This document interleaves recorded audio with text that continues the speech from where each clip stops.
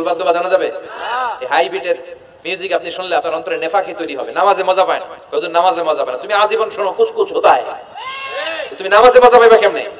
আজীবন শুনে কি কুচকুচ হতা হয়। এখন নামাজে মজা পায় না, জিকির করে মজা পায় না, তেলাওয়াতে মজা পায় না, মজা নাই, মনোযোগ নাই। হৃদয়টাকে যে তুমি শয়তান দিবাবে কি করে? এজন্য এই মিউজিক্যাল ইনস্ট্রুমেন্ট থেকে দূরে থাকতে হবে, এগুলো অন্তরে নেফাকি তৈরি করে। আপনি দফ বাজাতে পারবেন? দফ, দফ চিনেন? ঢোলের দুই দিক আটকানো, দফের এক দিক আটকানো এক দিক খোলা, এটা বাজিয়ে আপনি নাশিদ পরিবেশন করতে পারবেন, সমস্যা নেই। বিশ্বনবী বিয়ের ক্ষেত্রে বলেছেন আলিনু আন-নিকাহ বিদ-দুফুফ, এই দফ বাজিয়ে দফের ব্যান্ড পার্টি করে বিয়ের ঘোষণা দিয়ে দাও। ঈদের দিন বিশ্বনবী শোয়া, কিন্তু ছোট্ট মেয়েরা এসে দফ বাজিয়ে নাচ গান করতেছে, ছোট মেয়েরা। সাইয়েদনা আবু বকর দেখে রেগে গেলেন, আমিসবারু শাইতানি ফি বাইতি রাসূলিল্লাহ, আল্লাহর নবীর ঘরে শয়তানের বাদ্য। বিশ্বনবী বললেন দাহু ইয়া আবু বকর, আবু বকর রাখো, ইন্না লিকুল্লি কওমিন ঈদ, সব জাতির তো একটা ঈদের অনুষ্ঠান আছে, হাদা ঈদুনা, আজকের দিনটা আমাদের ঈদের দিন, বাচ্চাদেরকে একটু আনন্দ উৎসব করতে দাও। এই দফ বাজালে কোনো ক্ষতি নাই। বিশ্বনবী মক্কা থেকে যখন মদিনায় হিজরতে গেলেন, কোন পথ দিয়ে আমার নবী আসবে জানার জন্য মদিনার ছেলেমেয়েরা পাগল হয়ে গেল। ওই পথে দফ নিয়ে দাঁড়িয়ে রইল। বিশ্বনবী সাইয়েদনা আবু বকরকে নিয়ে আগমন করলেন, ওরা তালা আল বাদরু আলাইনা বলে বিশ্বনবীর ওয়েলকাম জানালো। সুবহানাল্লাহ পড়েন, তালা আল বাদরু আলাইনা মিন সানিয়াতিল ওয়াদা ওয়াজাবা আশ-শুকরু আলাইনা ما دعا لله دا أيها المبعوث فينا جئت من أمر المطاع جئت شرفت المدينة مرحبا يا خير دا طلع البدر علينا من ثنيات الوداع وجب الشكر علينا ما دعا لله دا পড়েন আল্লাহু আকবার। আমরা যেন এই সুস্থ সংস্কৃতির প্রচার প্রসার করতে পারি। ইসলাম বিনোদনের নিষেধ করে নাই, কিন্তু বিনোদন শুড বি হালাল বিনোদন, ঠিক কি না? আপনি অসুস্থ সংস্কৃতির চর্চা করলে ওইটা আল্লাহ অ্যাকসেপ্ট করবে না। সংস্কৃতিটা হতে হবে সুস্থ সংস্কৃতি। আল্লাহ তুমি তৌফিক দাও। বিষ্ণু যা যা বললেন, দুই ঘরের ভাইয়েরা, তার প্রতিটি আমাদের আশেপাশে চোখের সামনে পেছনে আছে না নাই? এটা ফিতনার যুগ, কিসের যুগ? এই যুগে আমাদের খেয়ানত হবে, এই যুগে নারীরা বেপরদা হয়ে চলাফেরা করবে, এই যুগে নিজের ঈমান বাঁচানো কঠিন হয়ে যাবে। এই কঠিন বিপদের সময় আমাদেরকে বাঁচাতে পারে দুইটা জিনিস। কয়টা জিনিস? চিল্লায় বলেন কয়টা? দুইটা জিনিস শুধু আমাদেরকে বাঁচাতে পারে। এক হচ্ছে আল্লাহর কোরআন, দুই হচ্ছে বিশ্বনবীর সুন্নাহ, ঠিক কি না? এই দুইটা জিনিসকে মারির দাঁত দিয়ে আঁকড়ে ধরে রাখতে হবে, তাহলে সে পথভ্রষ্ট হওয়ার কোনো সুযোগ। This Quran and sunnah our way to jannah, ঠিক না? আওয়াজ করে আমার সাথে পড়েন, কোরআন and sunnah our way to jannah।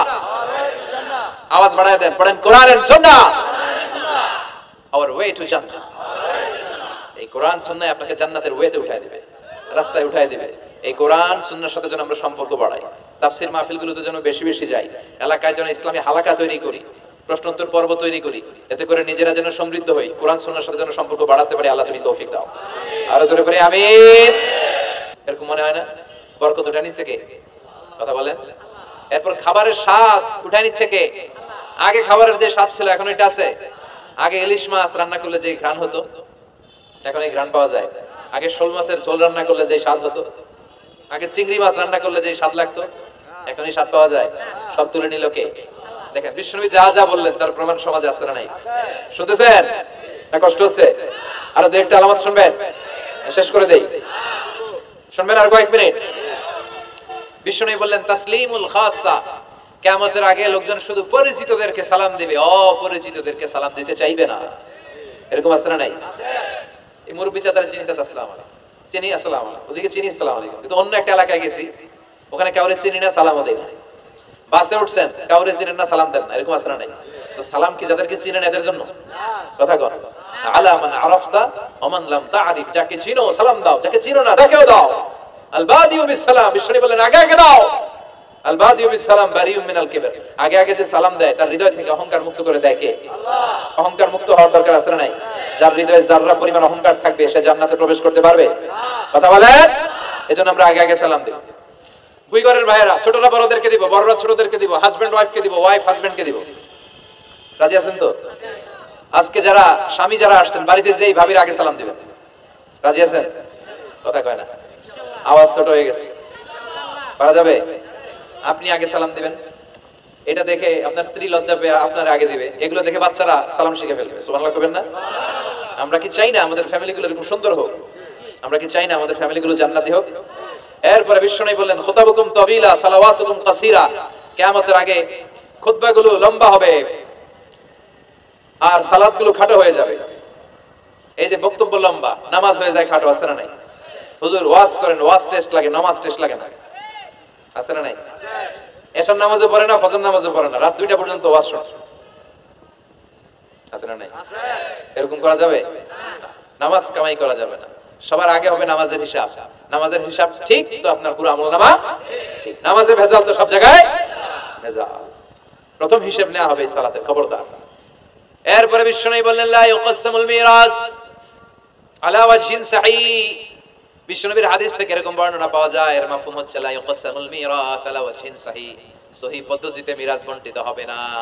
লিযাকারি মিসলু হাদ্দিল উনসাইন, সব বাবাদেরকে আল্লাহ বললেন উত্তরাধিকারের বন্টন নীতি তুমি মেনে ছেলে মেয়েদের মধ্যে বন্টন করে দিবা। ছেলের দিবা যদ্দুর, মেয়ের দিবা অর্ধেক। কার আইন?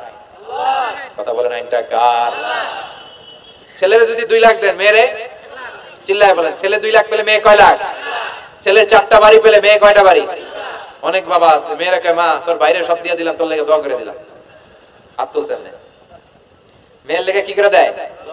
আর বাইরে সব দিয়ে দেয়। এগুলো টাকা, এগুলো কি ভুই ঘরে মাশাআল্লাহ এরকম টাকার টাকাত নাই। দোয়া তো আপনি সবাইরই করুন। ছেলে যেটা প্রাপ্য দিয়ে দেন, মেয়ে যেটা প্রাপ্য দিয়ে দেন, তারপরে হাত তুলে দোয়াও করে দেন। কথা বলেন। অনেক মা আছে ছেলেরে বেশি খাওয়ায়, মেয়েরে কম খাওয়ায়, আছে না নাই? ছেলের পাতে মুরগির রান, মায়ের পাতে মুরগির ঠ্যাং, আছে না নাই? দেখবেন ওই মা বাবার হয়তো অনেক সময় শেষ কালটা ছেলের বাড়িতে কাটে না, কাটে মেয়ের বাড়িতে, আছে না নাই? কারণ প্রকৃতির একটা মায়ের, আছে না নাই? শেষ মাইরটা আল্লাহ দিবে। শেষ মাইরটা কার? আল্লাহ ছাড় দেয়, ছেড়ে দেয় না। আল্লাহ কি দেয়? কি দেয় না? আল্লাহর সব মনে থাকে। আল্লাহ শেষ খেলাটা খেলে দিবে। চিল্লায় বলেন ঠিক কি না? বাবা মা যারা আছেন সাবধান, উল্টাপাল্টা করেন না। এগুলো নিয়ে কত বিচার যে আমাদের কাছে আসে, কত মাসালা যে আসে, কেন করেন এগুলো? সমানভাবে আপনি ইনসাফ করেন, কিয়ামতের দিন আপনার বিচার করার সময় আল্লাহ আপনার উপর ইনসাফ করবে। আপনি ঠকাবেন, আল্লাহ আপনার 14 গোষ্ঠী উদ্ধার করে ছাড়বে। তিনি ভুলে যান না, তিনি ছাড় দেন, ছেড়ে দেন না। এজন্য মিরাসের যে বন্টন পদ্ধতি, আমরা যেন ইসলামের দেয়া পদ্ধতি অনুসরণ করি। আল্লাহ তৌফিক দাও।